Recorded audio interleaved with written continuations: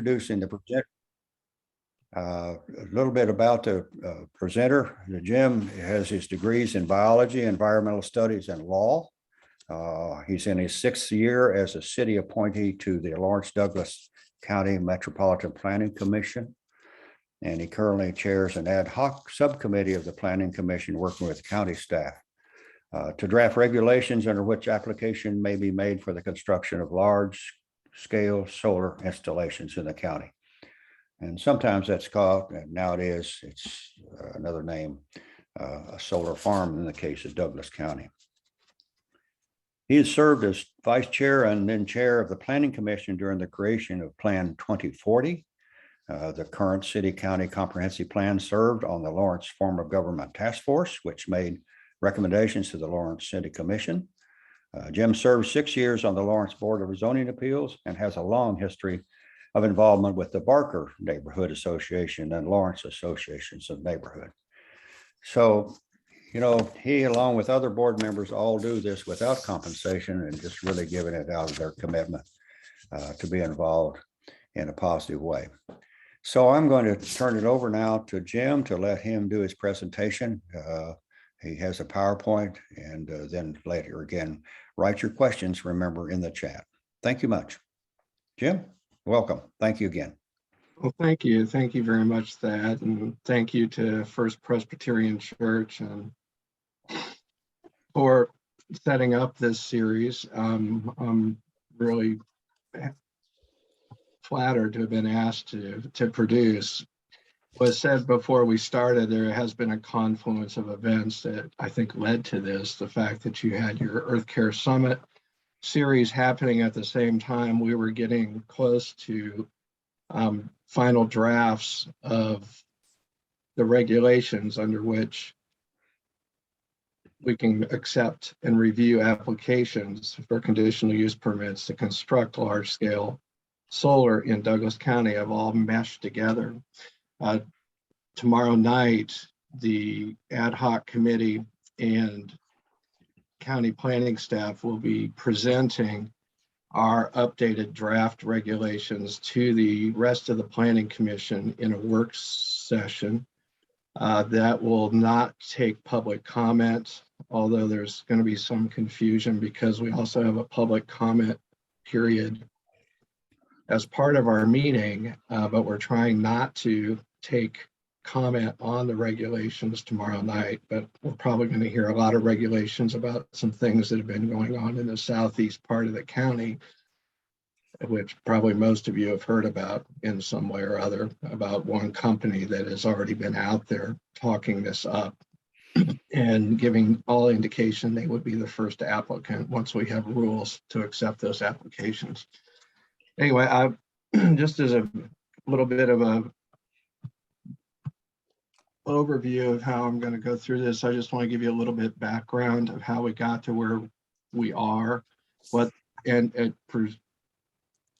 appointed an ad hoc committee, what the committee's been doing, and some of the major issues that we have addressed in the draft regulations so far. By no way is this going to be comprehensive. We could probably go all day if we got really into the weeds on what's contained in these regulations.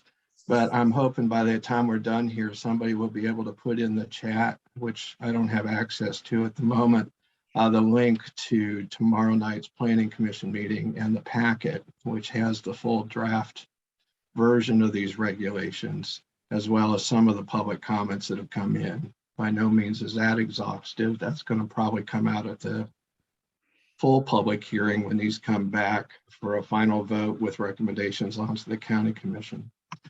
So a little bit, this all started, it turns out that one company, Nextera, which has been getting landowners to sign leases, option leases for the use of their land for large-scale solar facilities as far back as in the fall of 2018. Nobody actually knew that this was going on. There were some whispers. It came up a couple of times with public comment on other issues, but nobody could find out what was going on.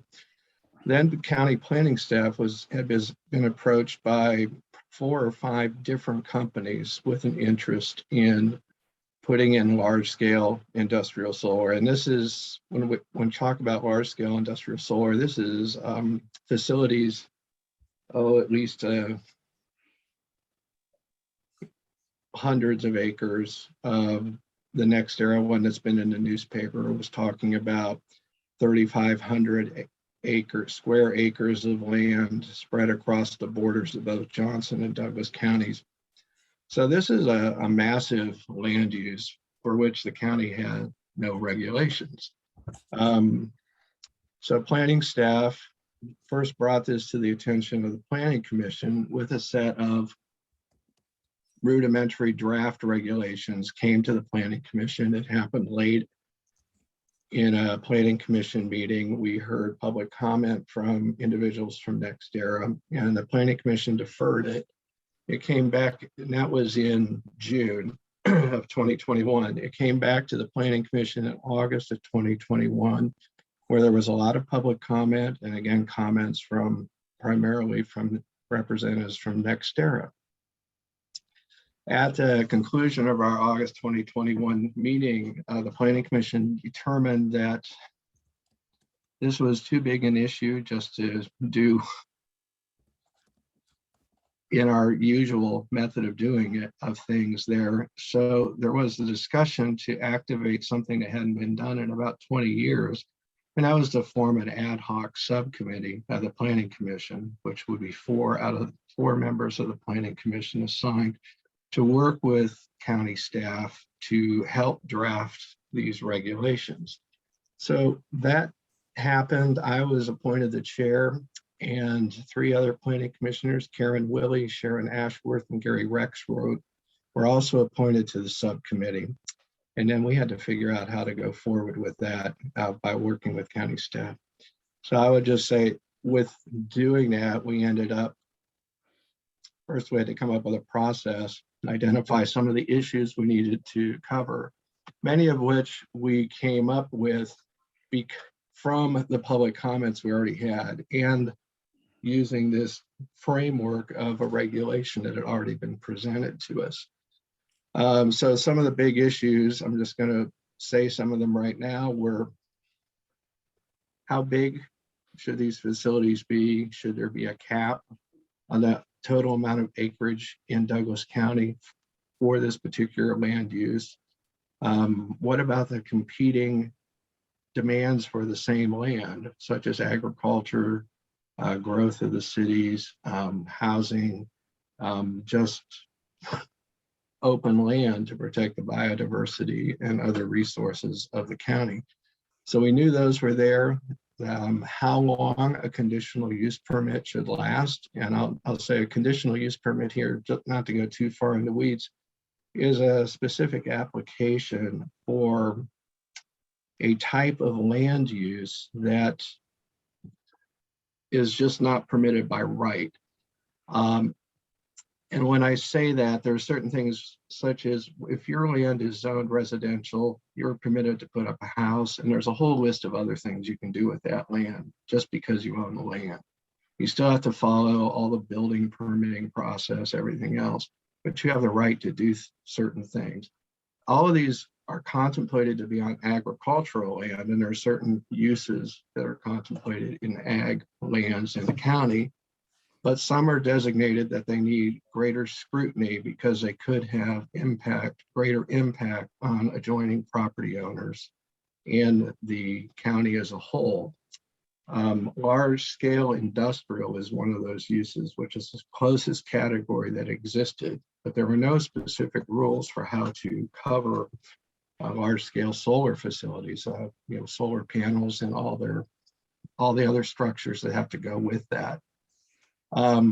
So that's where we started. And so we have the authority to come up with rules just by what the law is about zoning on what has to be presented as part of an application to be reviewed and to make recommendations as to whether the site is appropriate, whether we have to modify some rules to address certain issues that are specific to the adjacent property owners or to the site So it's hard to really talk about the whole thing because it is so massive and so big, and it's this big interconnected whole.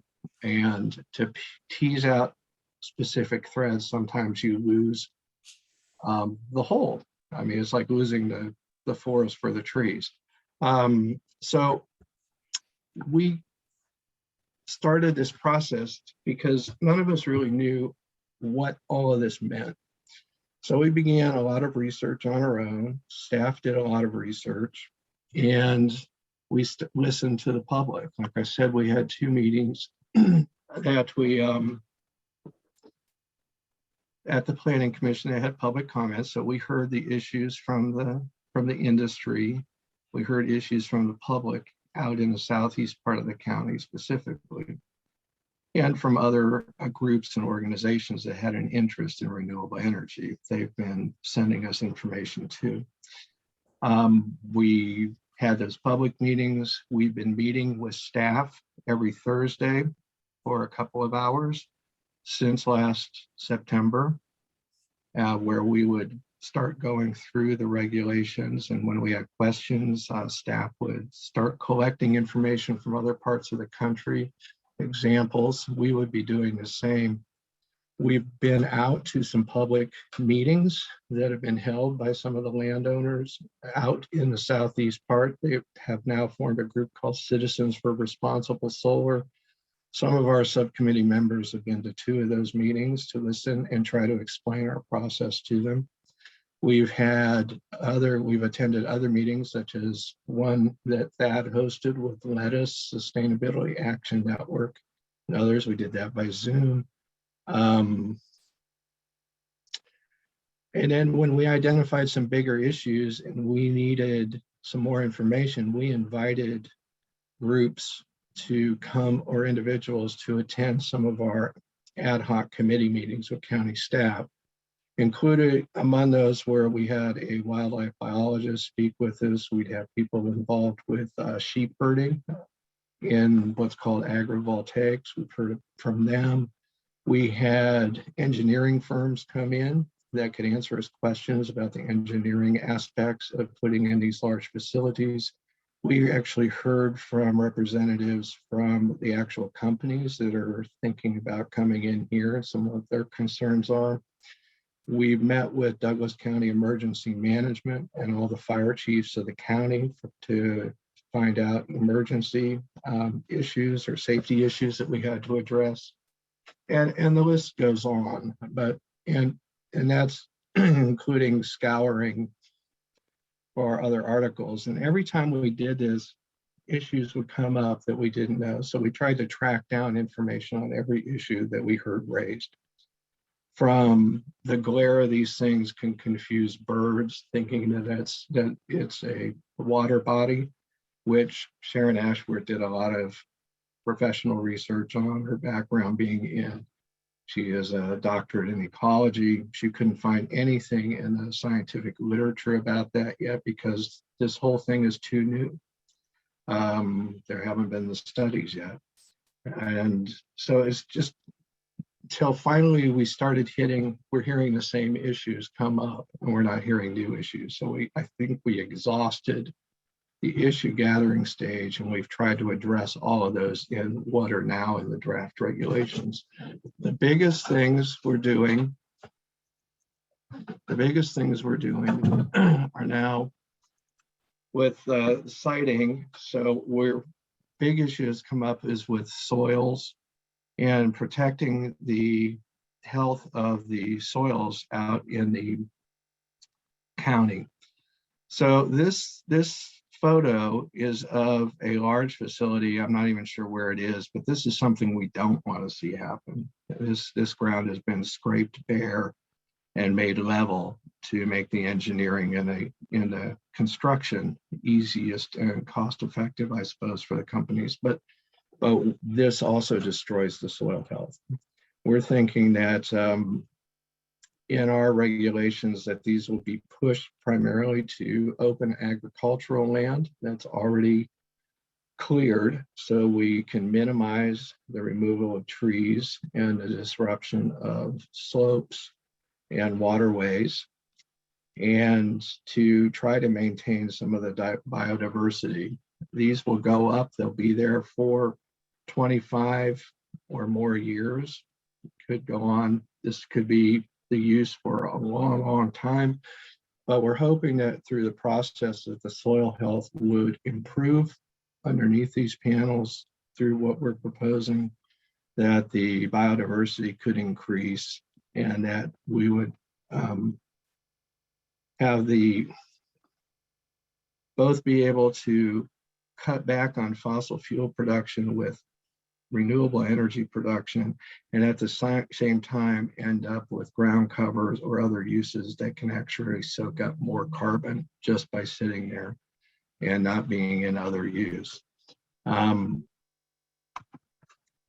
of the things we're talking about is the possibility that instead of grading flat, you try to build panels that would follow the topography of the land.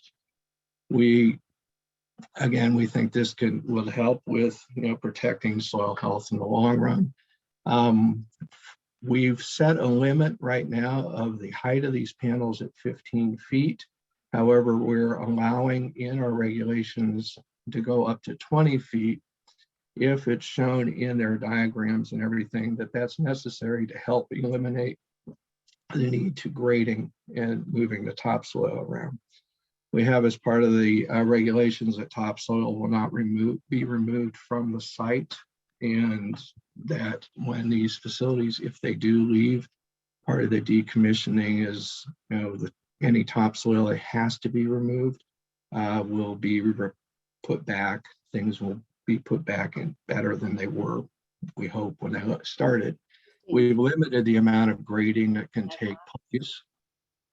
We've limited the amount of grading that can take place on the site. All this, so we're trying to again minimize the impact on the soil structure and to prove that. Where these can go in the county has been another issue, and like I said, we've been looking more towards the open farmlands.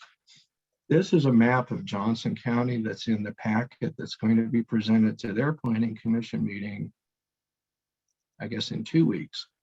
Their planning commission has suggested with it that the cities, after hearing from the cities and the residents, that there be none of these facilities built within 2 miles of any of the municipalities in the county. The pink area is that 2 mile buffer outside of all of the municipalities. The bright green, that's what's left in Johnson County for the possibility of large scale solar. The one at the western edge of Johnson County is where this project by NextEra is proposed, crossing the county line into Douglas County. So Johnson County has expressed at their meetings that they want to preserve their open space for urban growth. And that's their priority, is they want to be able to expand the footprint of their cities over time. Douglas County, through Plan 2040, we have expressed our value is to protect the character of the rural areas and to try to promote the continuation of the agricultural activities that are going on out there. So we have some competing values between the two counties that are working concurrently. I mean, we're not working together, but we have watched their meetings, and we've actually talked with their planning staff at our meetings, but we're trying to address the same issues, but we're coming at it from some different angles. Like I said, what we're really looking for is kind of a concurrent use of the land. And there's going to be more discussion about that tomorrow night. But one of the things that's mentioned is all the time is agrivoltaics. And that really is a concurrent use for both solar energy production and either grazing, or in this case, trying to go to a more native vegetation with flowering plants throughout the growing season that would be beneficial to pollinators and could lend to apiaries and beehives. Our research has shown that basically you're limited to bees or sheep. Like in this example, working them together, but you have to have some designs put in place at the beginning that would allow for sheep, because they have to be able to divide up the areas inside the fence into separate paddocks for the sheep to be moved around. So you don't have overgrazing. It also requires different sorts of ground cover. If we want, so we're asking in our plans that for the company, when they come in, to show us a plan both for the solar and how it can be used for some form of agrivoltaics. That might be leaving some more extra space between certain panels for the future construction of fences, if it is for sheep herding. It's also, and if they don't want to go that route, then they have to plant native vegetation, basically mimicking the short grass prairie system that would have flowering plants throughout the years that would be beneficial to capturing both water, carbon, and for pollinator use. So we're trying to not have that scraped bare area and come up with something that can work both ways. When it comes to the adjacent property owners, this is always difficult, because every time, most of you have probably experienced it in your life. You've been in a house with that field behind you or that open lot next to you that someday somebody builds on, because that's their right to do it. So how is that addressed? It's addressed by setbacks and buffering to try to lessen the impact on the existing property owner. This is that same slide from earlier where it was great clear. And if you look in the upper left, you'll see a house on the other side of those trees. This is one of the reasons we don't want them to cut down trees. We've changed the definition just for these regulations to try to protect more sensitive areas in a county than are otherwise protected, because we believe there is a way to be able to put this in and still keep the character of the area. And these would be nestled in and buffered from the current residents. So right now we're looking at a 500-foot setback that can't be built within 500 feet of a residence. Sharon Ashworth measured this out for us on a city street, and it looks like a long way in the city. But then when Karen, Willie, and I went out to walk a property with some neighbors that had some concerns, Karen brought a little measuring wheel. Then we measured out the 500 feet, and it certainly doesn't look as far out in the county, but it is a long way, especially if you're in the county and you can see for 3 miles from some of those hilltops. I mean, you're going to be able to see these, but we're hoping to minimize those impacts. Glare is an issue, so we have provisions in there that the companies would have to provide us with studies to show where the glare would be. This also plays into FAA regulations, because you're within certain distance of private airstrips or the airports. You have to make sure that you're not flashing light into the eyes of the pilots. And we also don't want light flashing into people's windows. So we're trying to look at that ahead of time. Again, the height comes up.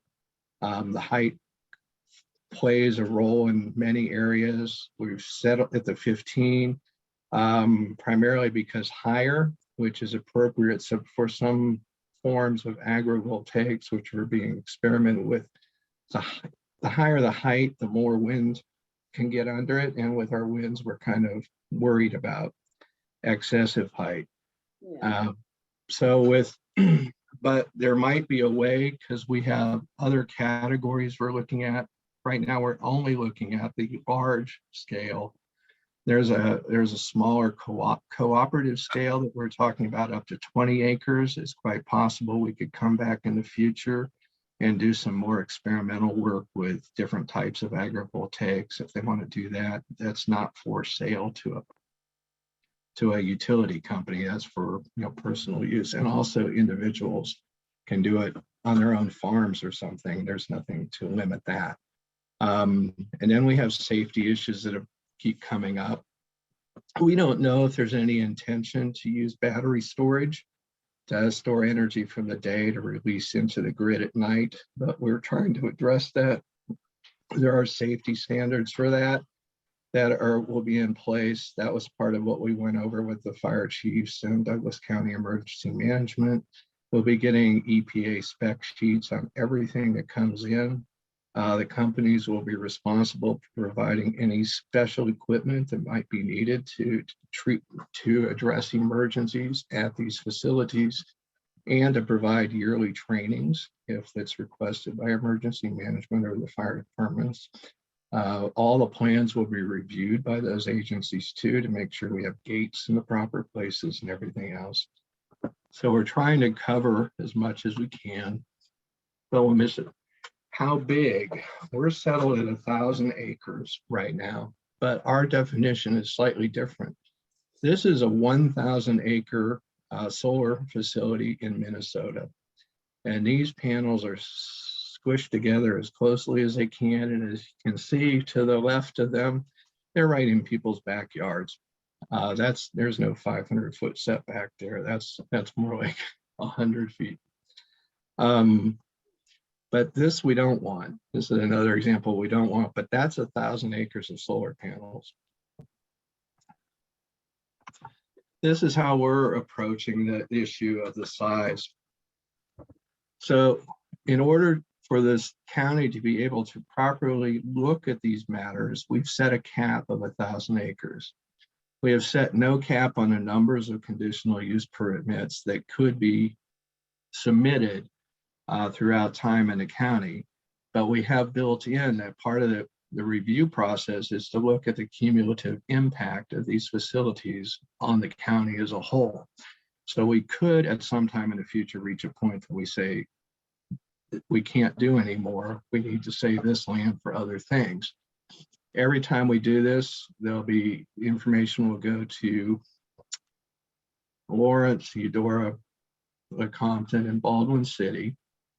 If it's within 3 miles of those cities under our current code, it triggers joint meetings of those planning commissions and would have input from those communities. So we would know if this would have any impact on their future plans or things that are already underway for them.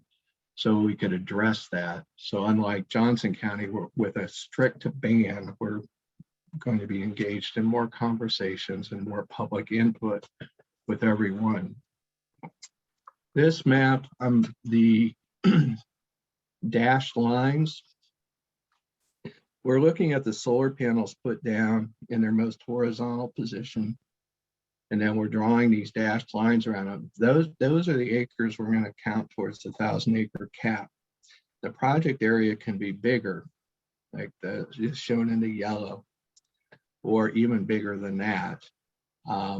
We're not going to count as part of the 1,000 acres wildlife corridors, sites that have to, for the battery storage, a substation that's under an entirely different permitting process all on its own. And there's other things that would, if they need more space to get the solar panels needed in order to meet our other conditions, such as preserving the soils, not doing the grading, not cutting down the trees, addressing water issues that might arise, they're going to get a little extra leeway on the project area size until we get up to this fenced or hypothetically fenced in area of solar panels of 1,000 acres. So the 1,000 acres is not a strict cap on the whole project. Johnson County currently is at a strict cap for everything is 1,000 acres with a huge distance in between. We have not done that. We're looking at how more of these can be fit in over time, but we're doing it in bite-sized pieces so we don't end up with big problems.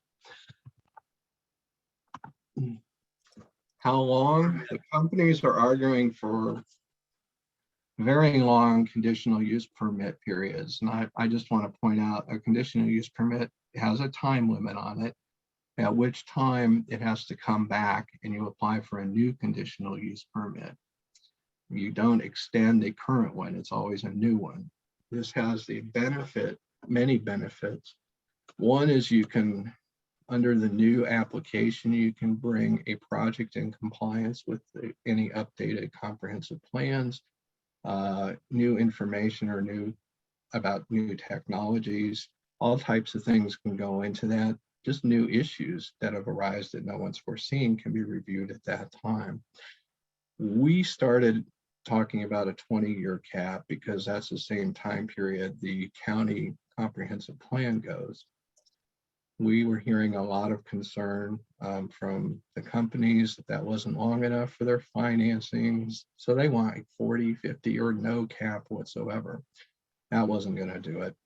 But we started hearing that 25 years, it seems pretty reasonable. It's close to what we're doing for quarries right now. So we had an example of it. So we kept it in line with land use that's already present in the county. There are ways, so like I said, we also put in that if the company that builds this sells it to another company, it triggers a new conditional use permit application and review. Part of what we're reviewing in our process is the company's ability to follow our rules and their history of how they've complied with regulations in other areas. So we are looking at a little bit about what the applicant's ability is and what their history is. So if they're a bad actor, that's going to come out and it's going to play into whether or not the conditional use permit is granted or not. Also, if they stop using it to produce energy, there's a process that it can be terminated earlier than the 25 years. It's just not going to sit there for that whole time. Things I'm not going to go over is we've got, what do you do when you decommission these sites? The disposal of the old panels, all the mapping requirements, all the studies that have to be, presented as part of this process. It is quite comprehensive, but we know we may have missed things. That's part of the purpose of the study session tomorrow night. It's going to be presented again. We're going to get input from the Planning Commission. And we hope that any members of the public or organizations out there that have concerns will look at those. And if they find a discrepancy, please point it out to us. If they find something that doesn't make sense or could cause confusion, let us know. This is just a working draft. We hope it's close to the final working draft so we can move forward and give recommendations to the county commission. But as all of you know, the more you look at something, the more you work at something, the more is in your head and you read into what you're doing. So we need fresh eyes.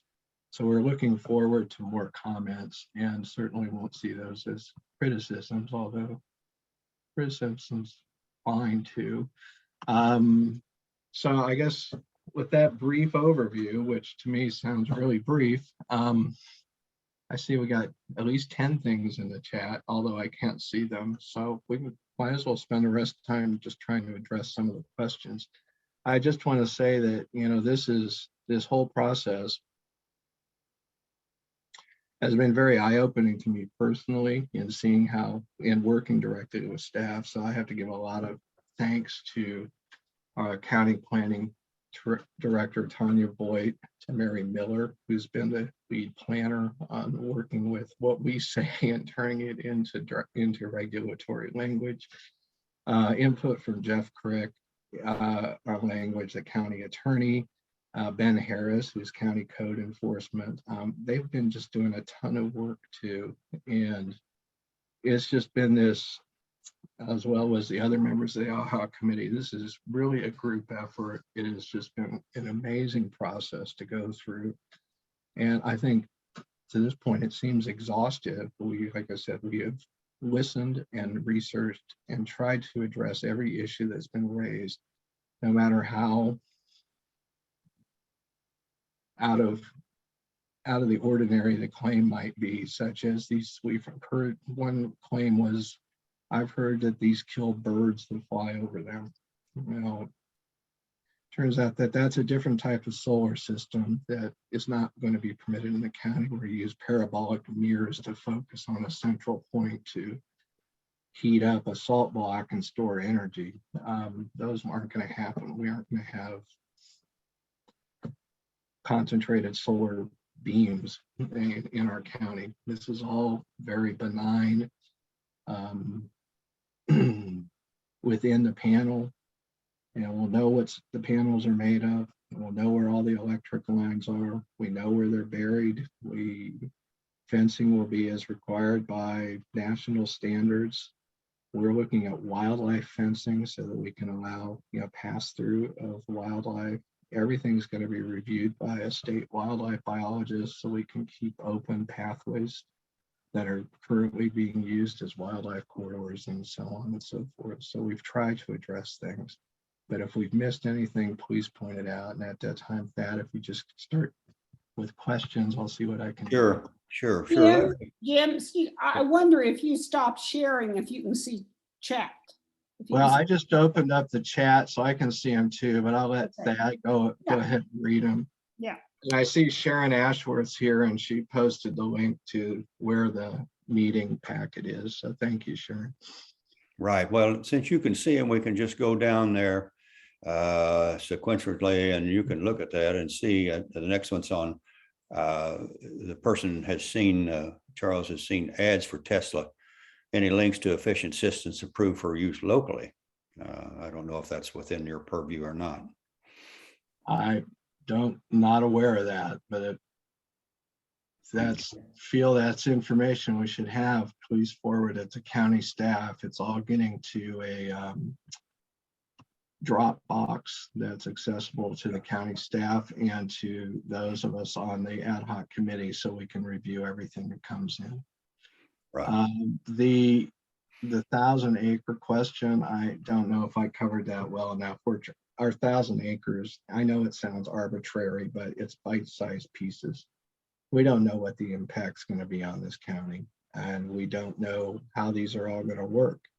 But that's why we're not limiting the number of conditional use permits. If a company wants to put in 3,000 acres of solar panels, it's going to be 3 permitting processes instead of 1. So we can take it in digestible bits and address all of the issues we're trying to cover. That's where we thought we could be with the demands on staff. There are areas of this that county staff will be hiring at the company's expense outside experts that can review things, that have better knowledge than some of us do, for input and to make sure that things are right. But like I said, unlike this is not a clear-cut cap. There's flexibility built into this 1,000 to make sure we accomplish these other goals we also have, such as use for agrivoltaics and the preservation of the soils and minimizing grading and such. There is a question about the grading. Could you ask, can you give a definition of grading? Well, this is moving the soils. What we've done is we're looking at these as parcels. You're looking at modules.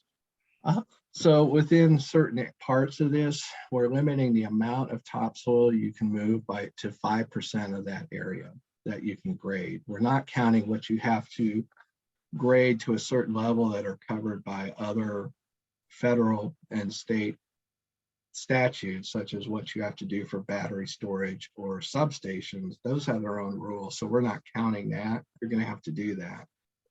If after it's reviewed by the stormwater management people in the county, there might be a requirement to do something, but we're trying to reduce the amount of moving around the soils. We don't want to disturb the soil structure any more than necessary. We're also keeping them off of any slopes that exceed more than 15%. That's prohibited. So we know And that's why we're pushing more towards the already open flat lands and trying to minimize the disruption. Most of the pilings that are put in, there won't be concrete under these. I know this has come up someplace. I'll just talk about it briefly. They're going to be driving pipes or screwing pipes into the ground, which is going to be loud out in the county. But that's going to be limited to certain hours a day. They can't be going 24 hours a day for 2 years. So it'd be like any other construction site. They're limited in the hours that they have operation with a possible disturbance.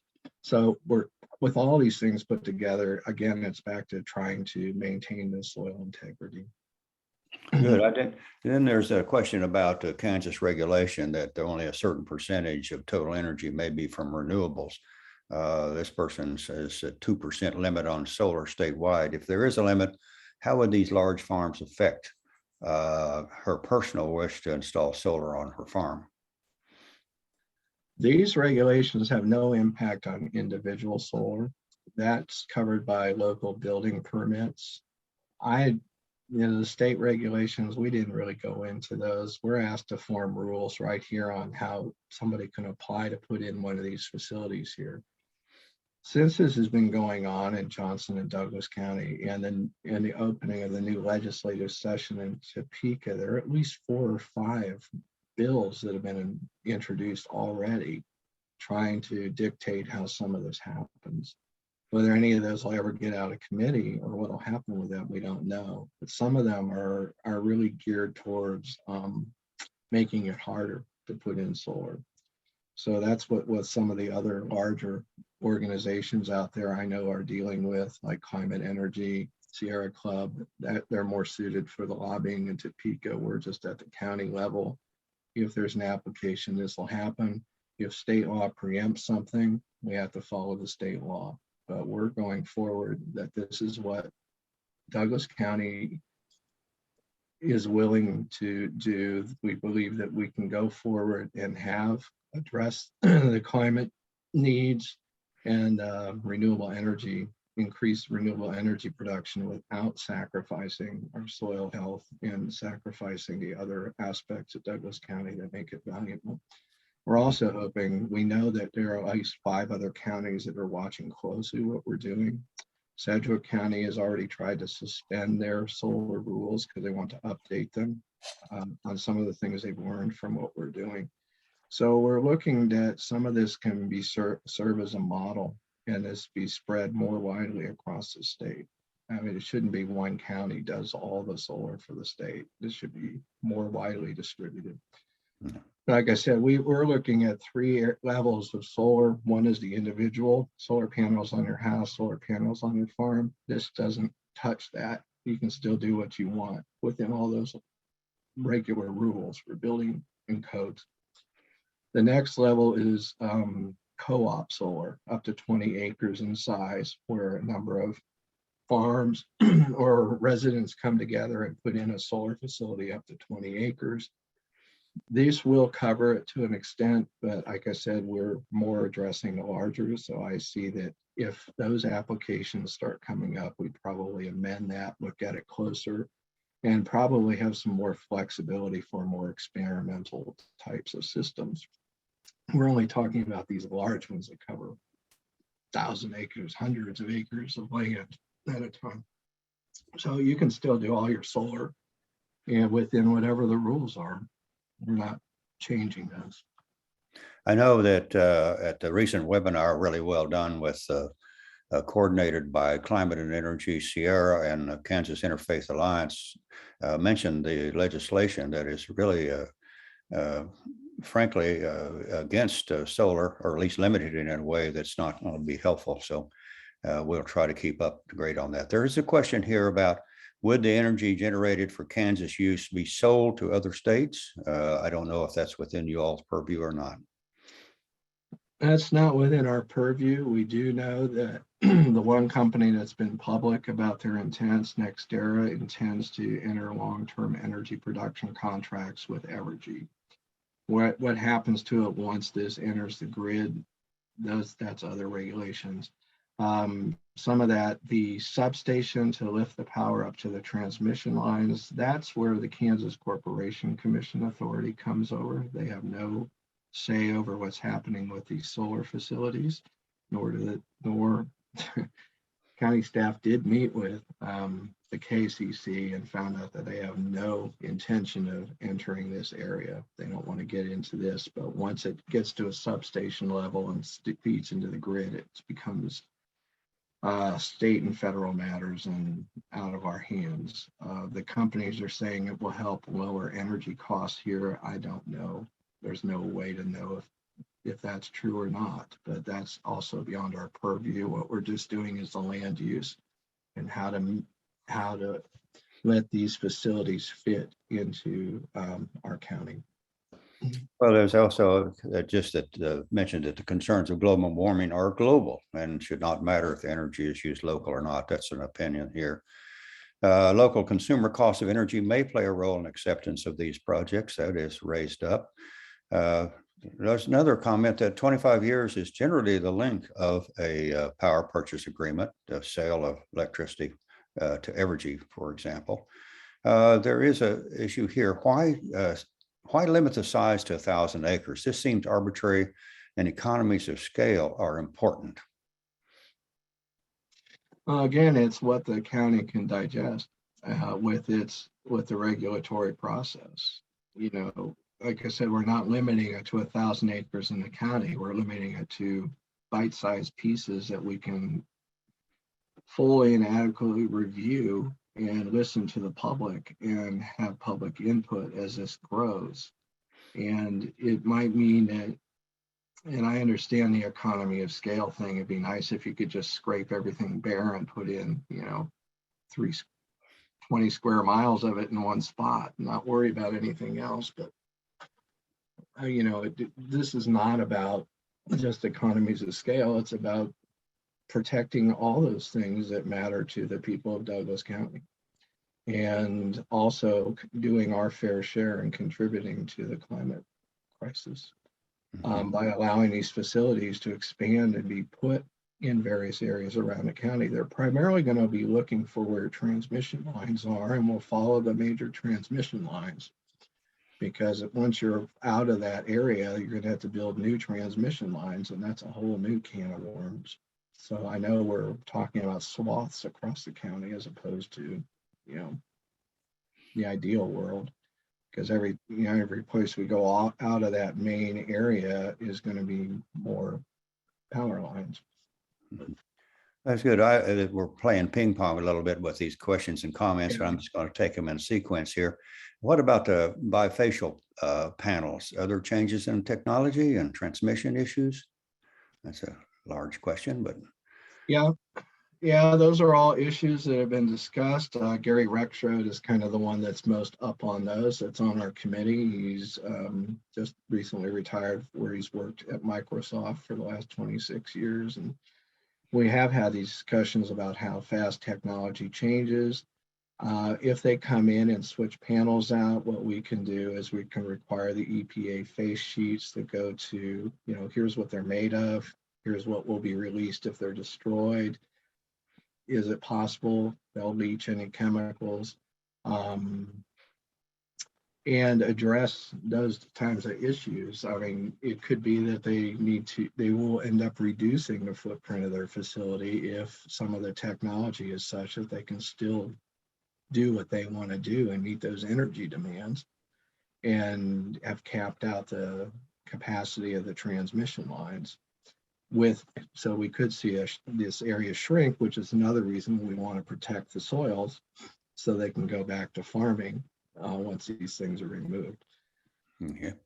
But I will just say, along with that, with all these face sheets and stuff, we have a requirement we're going to be doing a requirement of soil testing. We're looking for what chemicals are in the soil. And we're also offering the company will send out letters to all adjacent landowners that have wells or groundwater that they're using, then offer testing that would be done by a third party, an EPA lab that is approved to test in certain ways. So we can set the ground levels of what's in the soils and what's in the water. So if something happens down the road, it'd be easier to track where it came from. And if it is the responsibility of the company, we'd be able to hold the company, well, the private landowners will be able to hold the company responsible, or the company can say, well, it's not from us. So it works both ways, but we will know that. And anytime there's a change in technology, we have to have all the updated information. Okay, good. There's a comment here about Johnson's County length is 20 years in terms of before, anyway, it's doable, and person feels it's doable here, although it's 25 now, what you are suggesting at this point. So All and this you is already explained subject, that. like I said, Thal, all this is subject to change once we start getting, get more comments. Written comments can come in anytime. This is going to go to the planning commission. If the will of the entire commission is we go back to 20 years, we're going to be moving back to there, and then the county commission can extend it when it comes to them. There's a lot of push and pull still. The process is far from over. And I think Catherine mentioned, I think you're right, 640 acres in a square mile. There you go. There's a 1% cap on amount of net metering, but utility scale projects do not use net metering. That's probably a good information for people to know as far as the net metering. Here's one. Would you think that Next Extra's writing anti-rooftop legislation for the Florida legislature makes them a bad actor? We have heard so much information about the bad things that the companies have done. It's been coming to us from various avenues and groups, and of course it pops up in your own research. It's what we're looking at is more the ability to follow our rules. What they do at the lobbying at the state level is out of our control. It really is. And we can just respond that we don't think that these things are adequate. Every one of us on the committee, everybody on planning staff, we all have our personal opinions about, the best way to go with renewables and to address climate change. This is the group effort trying to come up with a way. And this other bit of information can come in. And if they start, trying to undermine the rules at the state level, that's going to be the county level is going to have to react to that, plus the citizens group putting pressure on the state legislators. So you always have to watch what's going on. And yes, that is relevant information, but it's not really a land use consideration right now. That's more of a statewide policy level thing. I bet the need for a little bit of clarification on the thought that the regulations would apply to limited scale solar 20 contiguous acres. Is that incorrect? It does apply to those, but like I'm saying, if we start to see those and see different,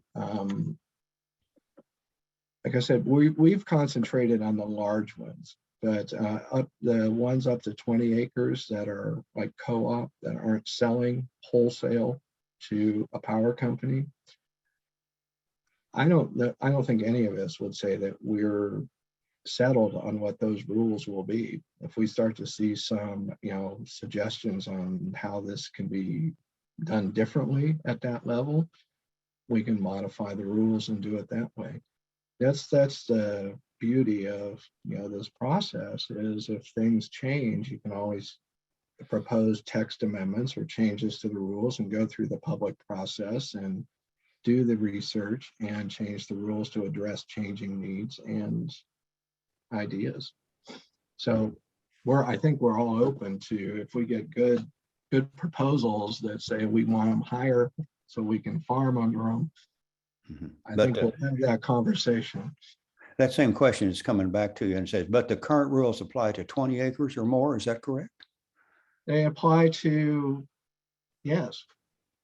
Yeah, they apply to anything that's called a large scale industrial, whatever that triggers that definition. Anything that's outside of personal use on your own land for your own personal use is covered by this.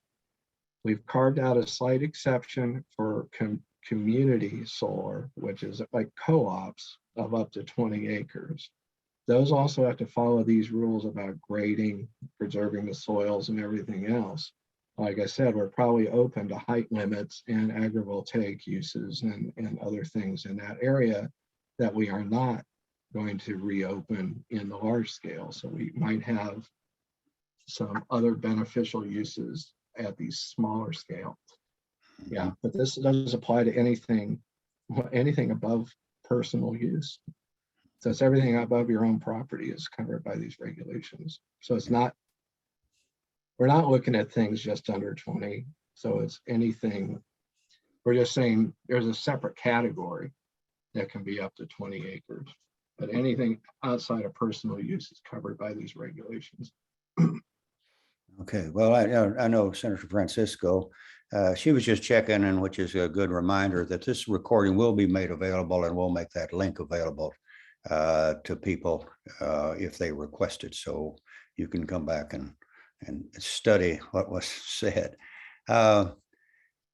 There's a question here, which is an interesting one. It's not related directly to this. You think Douglas County will address the environmental damage of oil well drilling with the same diligence as solar energy production? No, no problem. Just answer that one. You know, there's no answer to that. This, like I said, this was so big and so new, and there are areas out there that may benefit from this kind of deep dive, but we don't know what those are going to be yet. You know, but like I said, that's a whole other can of worms. I mean, part of this is identify the companies. We're going to have all the maps and identify where every well is within these areas, and it might actually find some abandoned wells, and those have to be dealt through, you know, the other state agencies. You know, some of this stuff can trigger KDHE oversight and review. So there's all kinds of, you know, factors working, but yeah, I'd be happy if we had other areas that have big concern that we could go into this level of detail for. Yeah. Well, I'm going to, everybody, if you'd like to unmute yourself, and maybe there's another question out there or comments you'd like to make. While we've got a little bit of time, about 14 minutes to do that. Is there anybody out there who'd like to make a comment or a question that's not on the chat?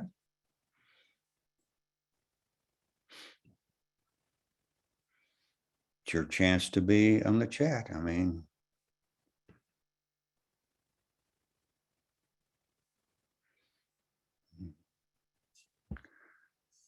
okay, I don't see anything.